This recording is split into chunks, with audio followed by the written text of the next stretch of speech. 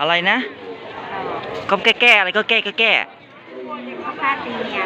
อ๋อปากกาตีเมียนี่พี่น้องจ๋า ใช่ค่ะอันนี้20 3 มัด50 20 บาท ก็แก้อ๋อเป็นห้องก็แก้นี่พี่น้องจ๋ามีรังอะไรอย่างเนี้ยอันนี้รังอะไรอย่างเนี้ยแม่อันนี้รังอะไรเนี่ย ต่อจ้ะ ต่อโอ้เลิศบรรยากาศพี่น้องจ๋าอากาศพุธวันนี้นำเสนออำเภอเถินจังหวัดลำปางอ๋อนี่มีขาย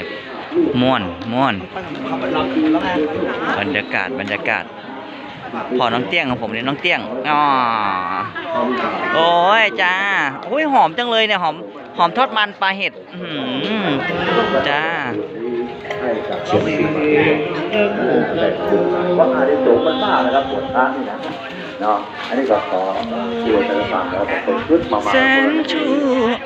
โดอันนี้ต้นไม้อารมณ์ดีโดย12,000นี่ก็ขึ้นไปขึ้นกันเพื่อประเทศน้ำเท่าไหร่รู้เหรอแต่คิดไปที่ไปตัวต้องเป็นต้อง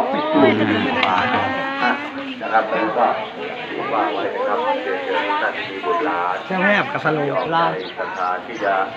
เข้ามาบวชอยู่ภายใต้ผ้าร่มผ้าสาวพานศาสนาพุทธหาวให้สุดปฏิธรรมนะครับญาติคนที่จะออกใจจะบวชก็จะได้เที่ยวจะนำเสื้อผ้าจะติดเชื้อเนาะแล้วก็มาเลยนะครับ15 บาทคนเราจะได้ที่บอกเป็นมาอยู่พี่ผมอยู่ในนี้แหละจากคุณวิเจเสือน้อยรายงาน